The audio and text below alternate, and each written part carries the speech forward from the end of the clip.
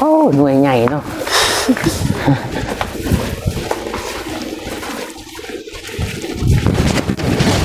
ลืม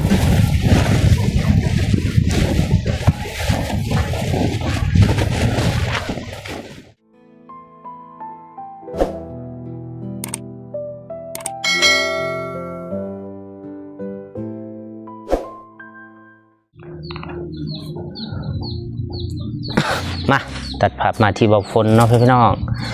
ตอนนี้บ่อฝนก็อยู่ที่บ้านอาลีเมืองทัดแต่งแขวงเศษกองเนาะบ่อฝนก็ได้มาหาทางน้องเดิมเพิ่นก็ได้โทรนัดกับน้องเพิ่นอยู่แต่บ้านนี่แหละแต่เช้าหรือว่าแต่บ้านนี่ประมาณนี้แหละพี่น้องบ่อฝนก็บ่ชื่อเพิ่นได้เอาก่อนสิไปหาน้องก็กราบทักทายสบายดีและสวัสดีพ่อพี่น้องบ่สู่คู่สู่คนบ่อยู่ในและต่างประเทศการยินดีต้อนรับเข้าสู่สองเบาฝนลาวไต่คือเก่าคือเดิมพี่น้องพอดีเบาฝนก็ได้โทรนัดกับน้องเพิ่นแล้วก็แม่เพิ่นก็ได้โทรอยู่แล้วก็ได้แชทหาน้องเดิมตอนเช้านี่น้องก็หาเบาฝนให้แวะไปเอามักเพชรกับข้าวโพดอยู่เฮือนพี่สาวหรือเฮือนป่าเนาะพี่น้องเบาฝนเอามาอยู่ไปเอาแล้วก็สิมาให้น้องเพิ่นสบายดี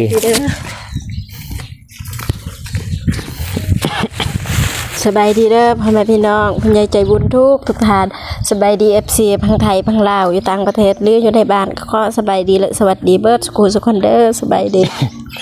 เอาของฝากเจ้าเลยขอบคุณค่ะของเจ้าเองบ่ของน้องเองบ่อยู่ของป่าอยู่ของน้องเองลืมเอามาบ่มื้อนั้นเมื่อวานปะไปเอาอยู่สวนน้องเด่นไปซะอยู่เฮือนอยู่สองคนเนาะขึ้นอยู่เฮือนขึ้นบ่เลยไปขึ้นไปนั่งก่อนข้าวนึงเนาะพี่เดี๋ยวจะน้อยก็พุ่นแหละสิออกไปตลาดพุ่นละสิพาน้องเพิ่นไปน้องเดิมกินบ่กุ้งเกะกินบ่กุ้งแม่นกินบ่กุ้งทะเลแม่นกินบ่ปลาหมึกก็กินบ่กินสิพาไปกินตำส้มก่อนจ้ะคันว่ากิน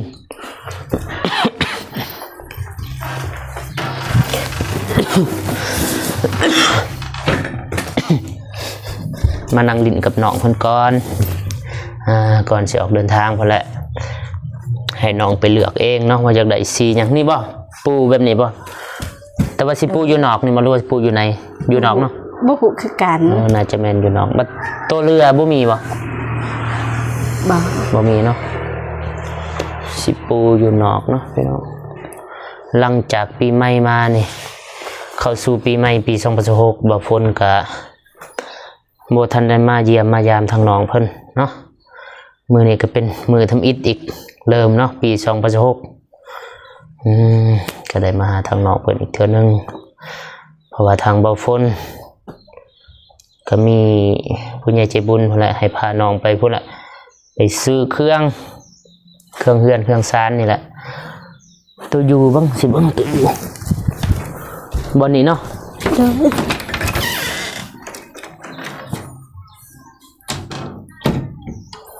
แต่ว่าตัวนี้ต้องไม่หมางนะ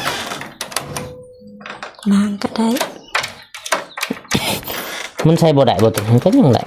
บ่ได้บ่ใช่ล็อกได้บ่นี่บางครั้งก็ล็อกได้บางครั้งก็บ่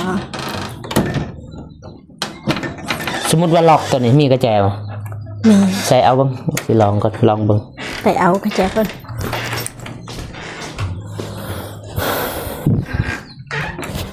นี่เนาะแม่เพิ่นฝากให้เบาฝนซื้ออันนี้นำซื้อเดี๋ยวออกตลาดแล้วก็จังไปเบิ่งเนาะแล้วก็สิมาประกอบให้น้องเพิ่นเลยคันว่าได้เนาะเบาฝนถือว่าบ่เคยอันนี้คือกันบ่เคยมากบ่เคยเปลี่ยนล็อกใหม่เอามีแต่ว่าถ่าย FC หรือว่าผู้ใหญ่ใจบุญติดตามเบิ่งเนาะมื้อนี้ถือว่าเบิดมื้อเลยบ่ฝนอยู่ที่บ้านน้องเดิมแล้วก็สิพาน้องพุ่นแหละไปเลือกเครื่องว่ามีหยังแน่แล้วก็มีแต่ว่าไปเบิ่งไปชมนํกันพี่น้องไปหยุดบ่ได้นะพี่น้องเพราะว่ามันเหี่ยวใหม่มันเหี่ยวแล้วก็มันก็ยุบเข้าแล้วก็ ล็อกอันนี้มันสิห่างจากตัวนี้จากบานประตูบานระหว่างบานประตูกับวงกบหรือว่าขอบประตูมันจะห่างกัน เวลาเขาล็อกมันจะมันได้หน่อยเดียวซื้อหรือว่าคันมีคนอยากงัดอยากแงะก็ง่ายเนาะ ตอนน้องอืมอยู่ทางวายก็มีคนเขา เปิดเลยบ่นี่เขาไปในคน โดย บ่มีที่เครื่องเสียเนี่ย บ่ มันแต่ว่าสิซื้อแบบเกาะเอาแล้วก็ใส่กระแจทางนอกแบบ โดย คันว่าน้องเดินไปนี่ไปนั้นมันจะสบายแน่โอเคเพื่อนพี่น้องมีแต่ว่าถ้าลุ่นถ้าติดตามทางบ่พ้นแล้วก็น้องเดิมพุ่นแหละสิออกไปตลาดแล้วก็สิไปซื้ออันนี้แหละล็อกประตูให้น้องเพิ่นแล้วก็อื่นๆมีแต่ว่าถ้าลุ่นถ้าติดตามไปนํกันไปน้องเดิมไปพุ่นเนาะออกตลาดเลย สับก่อน หยุดคลิปตอนนี้ทางบ่พ้นแล้วก็ทีมงานสบายดีเด้อแล้วก็น้องเดิมคือว่าพี่จับกล่องให้บ่พ้นลายเทืออยู่เนาะ2-3 เทือแหละมุ่งหน้าสู่ตลาดเมืองตะแตงเนาะพี่น้องทางบ่พ้นก็สิพาน้องเดิมนั่นแหละไปเลือกเองอยากได้แบบใดแบบใดที่มันงามสำหรับน้องก็เอาแบบนั้นเนาะแต่ว่าบ่พ้นก็ตัดสินใจแทนน้องบ่ได้แต่ว่าถ้ารุ่นถ้าติดตามไปพร้อมกันพี่น้องไปเดินทางและบ่พ้นก็สิตัดภาพพุ่นละอยู่ตลาดหรือว่าอยู่ห้างอีกเทื่อนึงไปทางเนาะแต่ว่าทางบ่พ้นก็พาน้องเดิมมาเบิ่งสวนเขาสวนกาแฟโอ้งามไหมนี่กาแฟบริษัทเพิ่นเนาะพี่น้องโธ่มฮอดปีเลยนี่3-4 เดือน5-6 เดือนประมาณนี้แหละแต่ว่าได้เก็บมากเลยปีนี้บ่ฮู้ว่าเพิ่นสูตรอะไรเคยมานี่บ่น้องเดิมพาน้องมาเบิ่งเนาะแวะเบิ่งประมาณ10-20 นาทีประมาณนี้นะพี่น้องเป็นกาแฟของบริษัท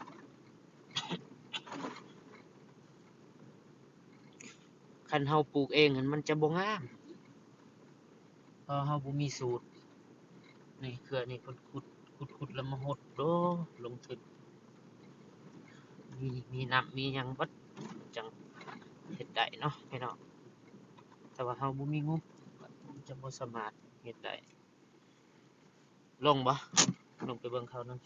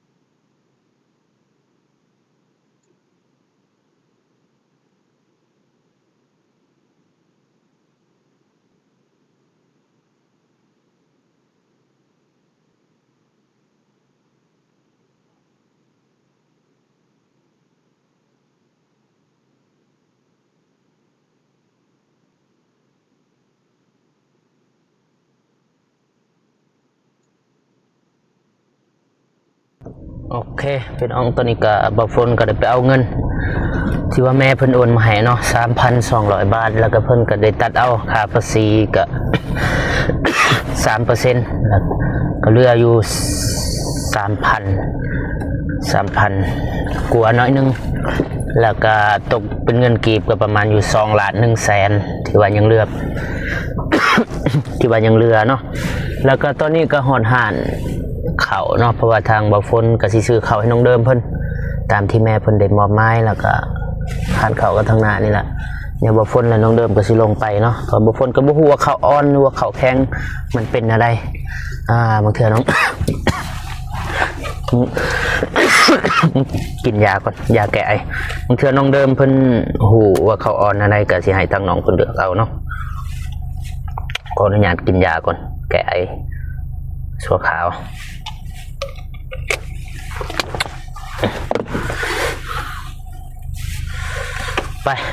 ไปน้องเดิม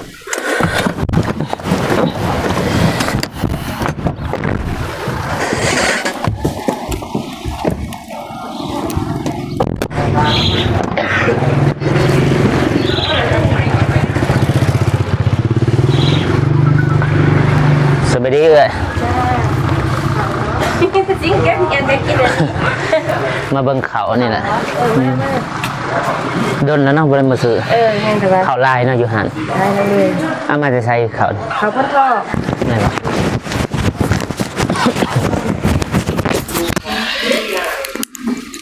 ถึงเยอะแล้วนี่ให้ผู้เชี่ยวชาญด้านเขาเนี่ยจะได้เขาอ่อนเขาแข็ง กูแล้วก็จำได้ก็ได้ จักโลนี่ 50 50อ่อนบ่ โอน พอดีอยากกินตัวแข็ง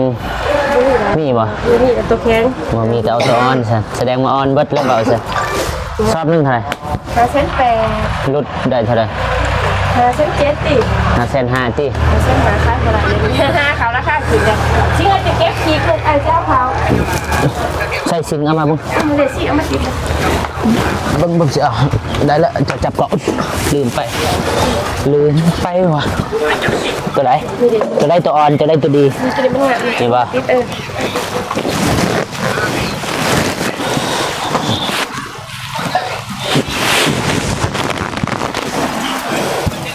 กันกลัวอีกต้นเอื้อก็สิเอาออกอีกบ่พอ3 ขีดเนาะลบ มาผ่าสร้างขีดีวะ เอาใส่ท่งมา จะท้องหรอ เอาใส่รถยันว่าอยากจะนะเพราะว่าได้ซื้อน้ำอีกเด้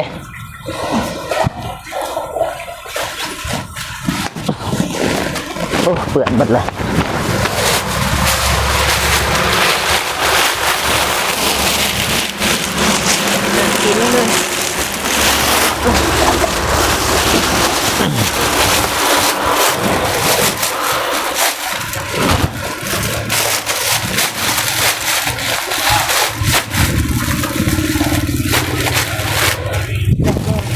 เอายกใส่บาก่อน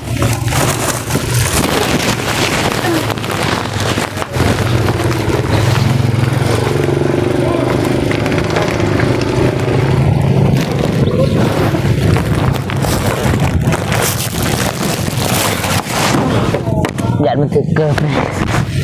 50 โลเนาะเต็ม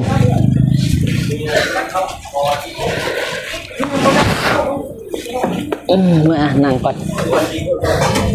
ยังติดประมาณนะ นับมาพลบ่เท่าไรเดิม6 8 6 9เนาะ อันนี้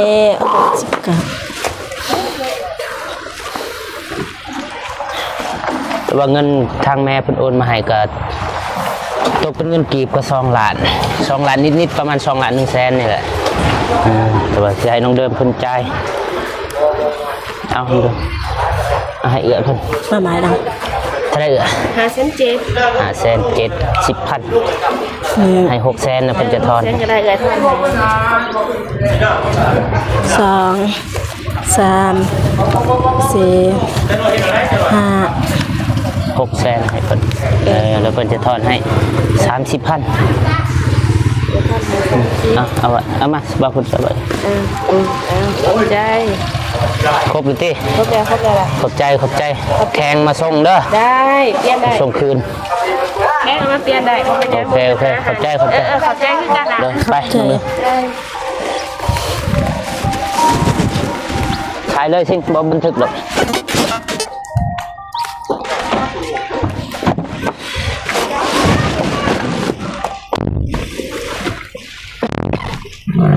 บ่เขามันยากเลยเขาคิดหยุดก้อนคิดนั่นแหละวางยาโอเคพี่น้องตามที่แม่เพิ่นได้มอบหมายนะเขาสารสอบหนึ่งแล้วก็ตู้พลาสติก เดี๋ยวบางคนก็สิไปซื้อทางอันนี้ก่อนไปซื้อล็อกประตูหรือว่าตัวยูในที่ว่าแม่บ่ไปซื้ออันนี้ก่อนไปซื้อตู้พลาสติกก่อนเนาะน้องเดิมเนาะ ไปซื้อตู้พลาสติกตัวอะไรที่มันแพง อะไรตัวพลาสติกบ่ ตู้ลิ้นชักคันนี้ลิ้นชักแบบดึงเมียนเครื่องเมียนคล้องนะไปพี่น้องเดี๋ยวบ่ฝนกับสิไทยอยู่หาอีกเทื่อนึงไปซื้อตู้ออมสินให้น้องเดิมเนาะไปน้องเดิม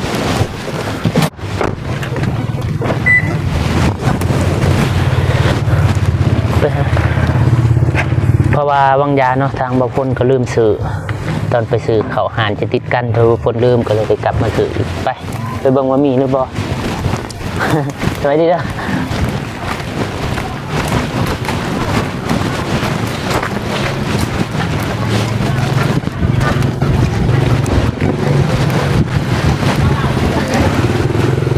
ไปย่างก่อน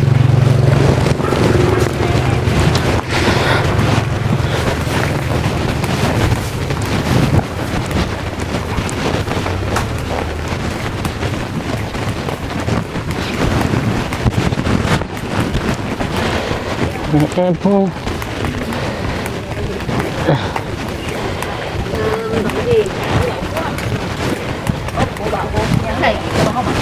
ซื้ออันนี้ออมตัวกระปุกออมสิน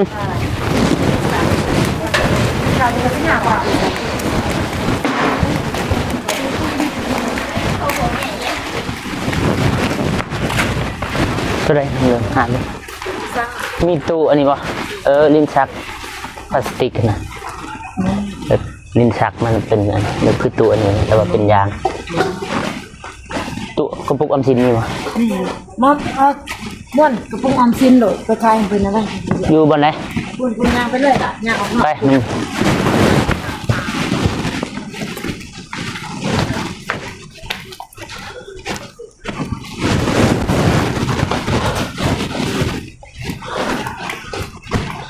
ลืมว่าเอาบอกฉันเหลือ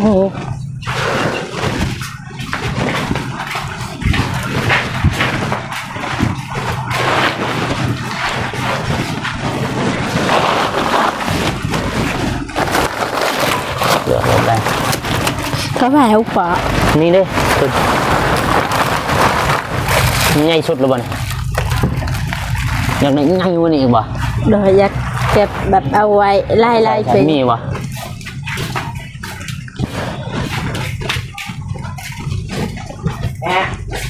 มีตัวใหญ่กว่านี้บ่มีบ่โอ้โหบนใดมีขายเลยมาพ่นกันมาเลย โต ได้ไป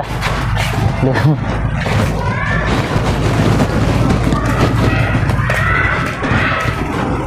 สบายดีจ้า โตปะ ใส่ตัวนี้ว่าจำกันมันก็เป็นนี่หรือว่ากระติบบ่เป็นกระติบเข่าเลย กลับตัวใดเลือกบ้างนี่ว่าตัวมูนี่ตัวนี้ตัวใดแล้วแต่เลือกจ้ะ อันน่ะน จักโตเชียว หมุน ตัวเดียวบ่ อันเหมือนบาร์ เอาสีหยังสีแดงบ่ สีแดงจะมาหมามันแหน โตเท่าไหร่บ่แม่นเครื่องจะบ่ห้องไผ่ใส่ใช่คนละเครื่องจ้ะบางสิไอ้พัด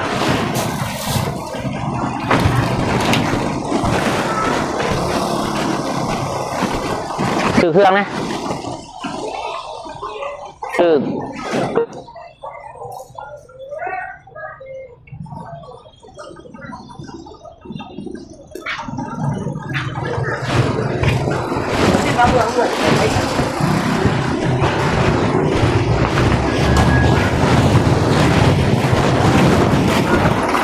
อันใดดอกมีเน่งใบแซนมีเน่งใบ50 แล้วแต่เนาะโตเท่าไหร่ไปนี่นี่70เจ้าจักโต มันเน่งตัวเดียว ตัวเดียวบ่สองบ่กันยังได้ซองก็เอาซอง หยอดละลายเลย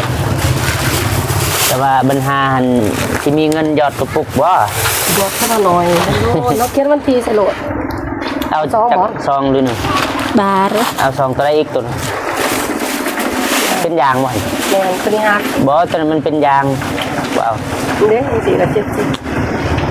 เบิ่งเลือกตัวใดเนาะ เห็นบ่มีบ่มีบ่ ตัวนี้มันสิแตกจ้ะนะเลือกมันตัวใดละแต่ ก็เว้นเลยอันเตียบเด็บเลย ตัวนี้เท่าไหร่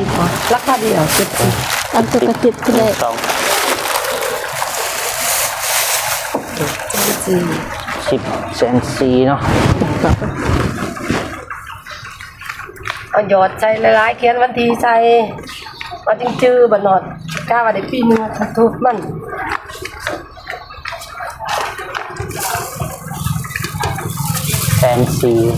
หน่วยหนึ่ง70 ได้ ไปเอามาไอ้ซื้อไปต่อไปบ่ได้ขายเป็นแมทบ่ขายบ่ เพชรก็ขายแต่เราต้องขายแต่ซุ่มนี่ก็มี มันก้อนหนึงจักแมท ก่อนหนึง30แบาท 30แมทก้อนหนึงเท่าไหร่ 4,600 4,600 คันเป็นแมทละแมทหนึง5,000เขาเจ้าจำนวนหลายเอาเป็นก่อเพราะว่าคันเอาเป็นแมทมันกัน ตัวใดน้องเดิมเลือกมั้งตัวใด ก็เว้นเลย ว่าจะมัก มาเลยโห มักแบบใด สีนี่มักบ่นี่สีเด้นี่ลายใหม่ ตัวใดตัวมันดี มันก็ดีคือกันต่างแต่ว่ามักลายซื่อๆ มันอันเดียวกันยี่ห้อเดียวกัน ถ้าใดก้อนหนึงลืมละ 4,600 หรือว่าตัวนี้บ่สีชมพูเนี่ย สีชมพูก็ได้ เดี๋ยวจะเอา4,500เจ้าก็ได้เอา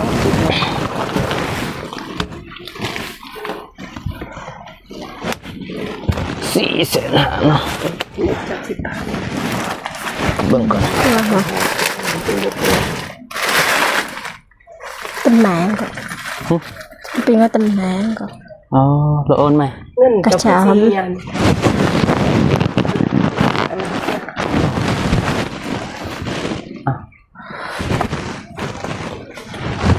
4,000พวกนี้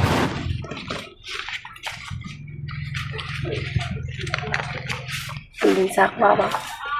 ยานมัน เงินบ่พอต้องได้ซื้ออันนี้ เอากระลุกให้อยู่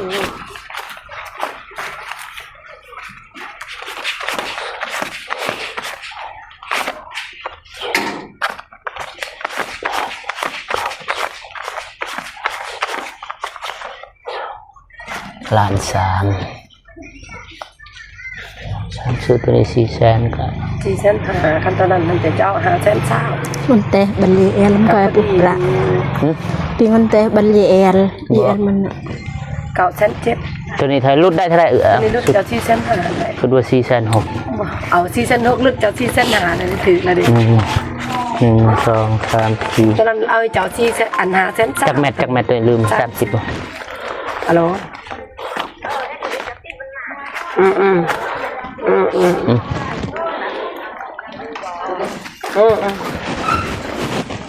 ไป บ้าบ่ เบิ่งจังหน่อยก่อนคันว่า ได้ เงินพอแล้วสิบ่เอา ตัวหมูอยู่นอกเด้ โอ้ตัวหมูลืม เจ้าหมูไม่นั่ง ไปเอาอยู่นอกสิไทยนี่เด้อเดิมเด้อ โดย เอาเจ้า5,000เจ้าแต่เจ้าตัว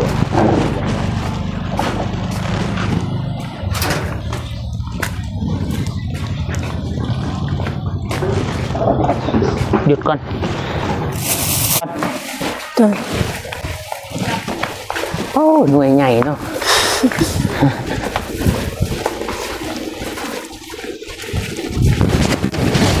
ลืม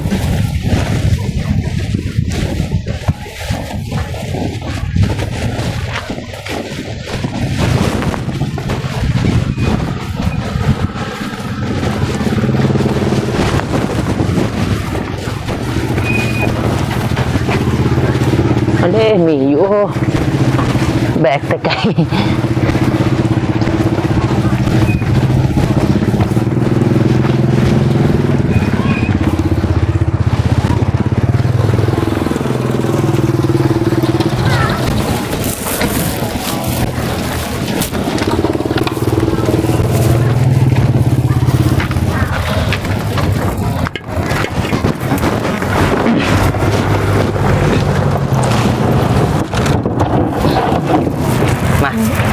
บ่เดี๋ยวไว้ในยันมันแตก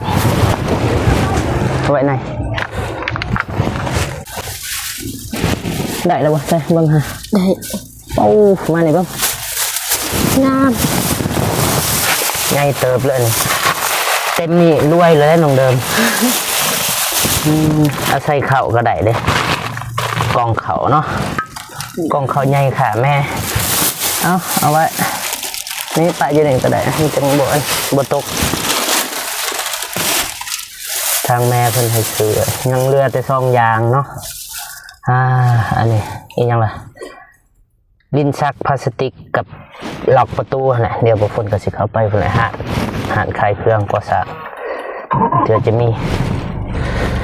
ไปเดี๋ยวไปซะ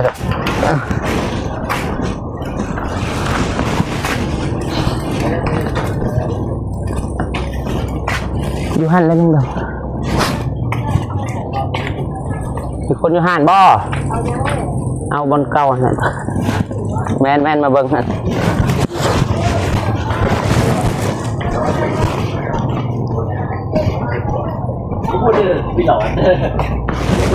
อยากได้บ่ลงเดิมตัวแม่ละวันอะไร ปีบไหล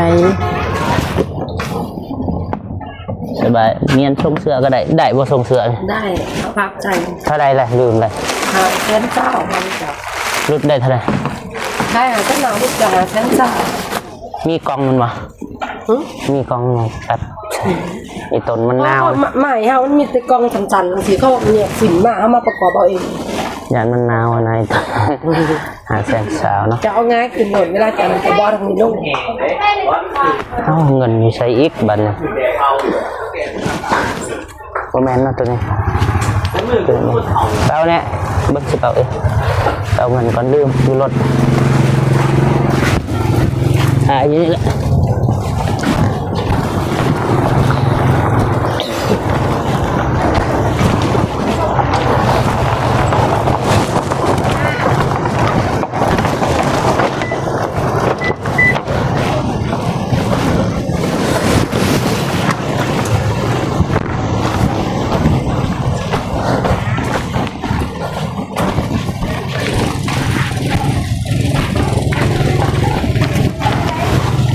จะใส่รถจะเอาง่ายขึ้นสิ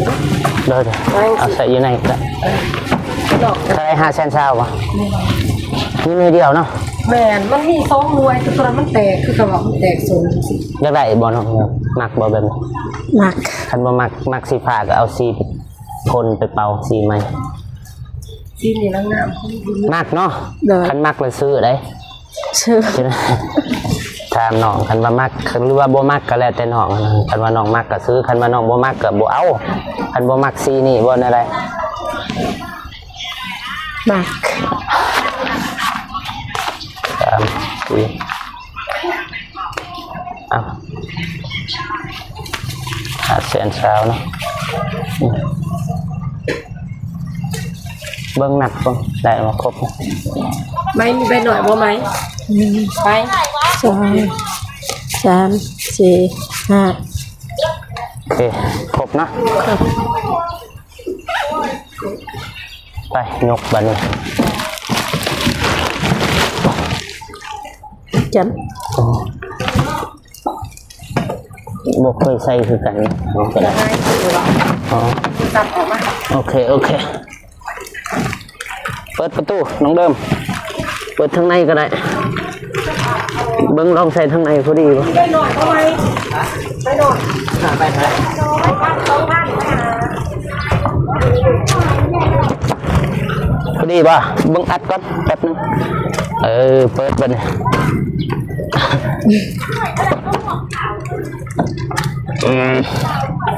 ได้อยู่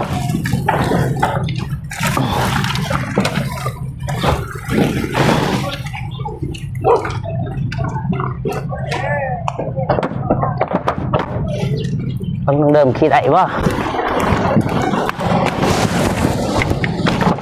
ไหนอยู่ไปขึ้นรถ ำใจ โอเคไปมือกล้องโอเคเนาะหลังจากที่ว่าเบาฝนได้พาทางน้องเดิมเพิ่น เลาะซื้อของเป็นที่เรียบร้อยแล้วก็ทางเบาฝนกับน้องเดิมก็สิได้เดินทางกลับพุ่นละแต่ว่าในระยะการเดินทางเบาฝนก็คันว่ามีร้านตำส้มเบาฝนก็สิแวะหรือว่าสิพาน้องแวะไปกินตำส้มแล้วกินข้าวผัดเนาะจากชั่วโมง2ชั่วโมงแล้วก็สิไปส่งน้องเพิ่นแล้วก็ได้ซื้อเครื่องเบิดทั้งหมดนี่แหละถือว่าครบตามจำนวนที่ว่าแม่เพิ่นหรือว่าผู้ใหญ่เพิ่นได้มอบหมายให้เบาฝนเนาะครบแล้วที่น้องเดิมเนาะ ขอบ โอเคมีแต่ว่าให้น้องเดิมขอบอกขอบใจผู้ใหญ่ใจบุญที่ว่าได้ซอยเรือน้องให้ซื้อเครื่องซื้อของมาให้น้องก็ขอบบุญขอบคุณเด้อยายใจบุญแม่พิมพ์แม่กันแม่ทุกคนที่ซอยเรือน้องเดิมก็คอยอยู่เย็นเป็นสุขกายสุขใจความเจ็บอย่าได้ความไข้อย่ามีให้หั่งให้มีโศกให้มานให้ร่ำให้รวยยิ่งขึ้นไปเด้อเจริญรุ่งเรืองปรารถนาสิ่งใดได้สิ่งนั้นดังสมปรารถนาเด้อสาธุขอบอกขอบใจทางทีมงานอายสายพรเด้อขอบใจหลายๆโอเคพ่อพี่น้องถือว่าเรียบร้อยเนาะ EP 1เรียบร้อยไปต่อ EP 2อีกบ่พ้นสิพาน้องเดิมพุ่นแหละไปแวะกินตำก่อนสิกลับบ้านเนาะแล้วก็บ่พ้นก็บ่กบใจผู้ใหญ่แม่เพิ่นที่ว่าได้ไว้เนื้อเชื่อใจทางบ่พ้นเนาะที่ว่าให้บ่พ้นเป็นสะพานบุญในครั้งนี้เนาะบ่พ้นก็ขออวยพรให้แม่จงอยู่เย็นเป็นสุขกายสุขใจสุขภาพแข็งแรงความเจ็บบ่ให้ได้ความไข้บ่ให้มีบ่ให้ไปกับพี่บ่ให้หนีกับเพิ่นเด้อให้ลำรวยเฮ็ดเวียกหรือว่าการงานอันใดธุรกิจอันใดก็ขอให้ราบให้ลื่นให้ประสบผลสำเร็จในหน้าที่การงานต่างๆเนาะขอให้อายุมั่นขวัญยืนเด้อแล้วก็จะขอขอบอกขอบใจ FC ทุกท่านที่เข้ามาเบิ่งมาติดตามรับชมคลิปของบ่าวฝนแต่ต้นจนจบเนาะพี่น้องมีแต่บ่าวฝนก็พุ่นแหละพาทางน้องเพิ่นแวะกินข้าวกินน้ำแล้วมีแต่ว่าให้ FC และกับผู้ใหญ่ใจบุญทุกท่านไปติดตามชีวิตอีกมือนึงของน้องเดิมเนาะว่าบ่าวฝนสิพาไปกินข้าวแล้วก็สิได้เดินทางพุ่นละเดินทางกลับบ้านแล้วก็สิประกอบนี่แหละปูซอกปูซาดให้น้องเพิ่นโอเคพี่น้องบ่าวฝนก็สิขอจบคลิปเพียงเท่านี้เนาะพอๆกันคลิปหน้าสำหรับคลิปนี้บ่าวฝนขอกล่าวมาสบายดีเด้อบ๊ายบายกินตำสมก่อน